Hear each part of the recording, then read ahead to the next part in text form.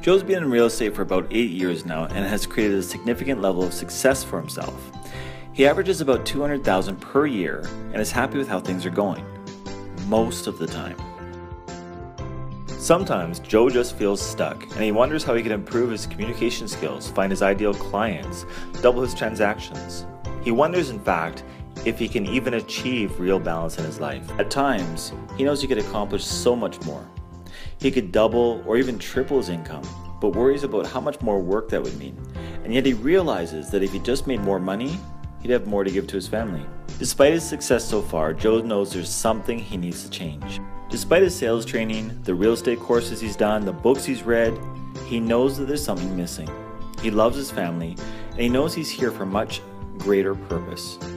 So to help understand Joe's predicament and where he needs to begin to make changes, it's important to understand this. You could take the next sales training course, you can change careers, you can change spouses, you can change houses. You can even change countries. But no matter what, you still take you with you. Let's have a peek inside Joe's mind, see what's going on in there, why he's getting the results he is, and what he can do about it. Remember here that Joe's mind is everyone's mind, so it doesn't matter whether you wish to double your sales, gain more confidence, eliminate procrastination, create work-life balance. Whatever it is, the process is the same. There's two parts to Joe's mind that we need to look at. The first is his conscious mind. It's about 10% of what goes on. It's his analytical, logical mind, the part that makes decisions, the part that tries to explain behaviors and usually isn't very good at it. It's also the part that includes your willpower. But what happens when your will weakens? You revert to old habit. The other 90% is the unconscious mind. It's just below the conscious mind. Think of it as Joe's inner mind, and it's incredibly powerful and has a tremendous impact on Joe's conscious mind as well as his body. It's Joe's emotional or feeling mind, and it's a storehouse of memory, learning. It remembers everything that happened to you. It controls habitual behavior. It's a storehouse of all your beliefs, your self-image, and it is your protective mind. It protects you from danger, both real and imagined. Further, unlike your conscious mind, your unconscious mind is always aware. There's another piece to your mind that you need to know about now. It's the bridge between the conscious and the unconscious minds, and it's called the critical factor. Essentially, it's in the employ of the unconscious mind and will stop any suggestions from taking root that are given by the conscious mind to elicit change. It keeps you on course with the story you've created and expanded on your entire life that explains how you are and how life is. When a new idea is introduced by the conscious mind, it's the part that says, I can't, or I won't, or I haven't been able to before, so I can't now. Joe's critical factor screens impulses, filters out what is harmful, and helps to set realistic goals.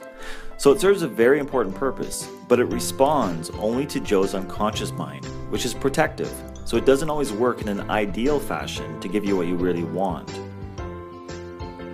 This is why Joe is taking great sales training, was excited for about a week, and reverted back to what he was used to. It's also why his New Year's resolutions and workout plan never took hold.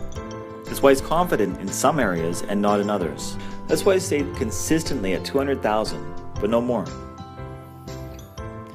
You see, Joe's results are a direct reflection of what's going on inside him. If you get the inside right, the outside will take care of itself. Now you want to remember, Joe's mind is also your mind. So how does Joe change? More importantly, as a realtor, how do you change? After all, if it's not so much the sales training or the marketing or the phone calls or the emails, if those are secondary in producing results, how do you change to cause the results? Here's how. Have a look at the circuit in Joe's mind. In the first circle, we have our potential. Now, as we tap into a potential, what do? We take action. As we take action, we produce results. And as we get results, what happens? We reinforce our belief in our potential. Now, let's say we only tap into a little bit of our potential. How much action are we going to take? Right, not very much. Now, with that little action, what kind of results can we expect from that? Exactly, poor results. Now, when we see these results, what does that do to our belief or lack thereof? It reinforces it, correct? What if you believed in your potential that much more? How much more action would you take? Exactly, a lot more. And what would happen to your results? You'd get a lot better results, right? Now, as you get better results, what does that do to your belief in your potential? It strengthens it, it improves it, it reinforces it, so you tap into more potential. So let me ask you this, what's the holy grail of getting results? It's not action. It's not even your potential. It's not even necessarily your belief. It's going beyond belief. It's becoming certain. It's creating a sense of certainty in what you're going to achieve. Now, if you're certain, how much more potential are you going to tap into? How much more action would you take? How much greater would be your result? So how do you create certainty? You create certainty by starting with the end result in mind. Start from the end result and work backwards from there. Now, don't get that confused with setting goals. I'll be sure to explain later. Now, to help you do that, what I decided to do is to include 2 free PDFs along with this training. The first one helps you to determine the one thing you're better at than 90% of the population. You can call it your purpose. The second PDF is a map that I've developed that you can use to work from the end result backwards to where you are now. So essentially, you can create the state of certainty you need to tap into your potential, take the massive quality actions that you need to produce the results you want. So consider these 2 PDFs as your first and second steps to move you forward and create a transformation and ultimately the results you want.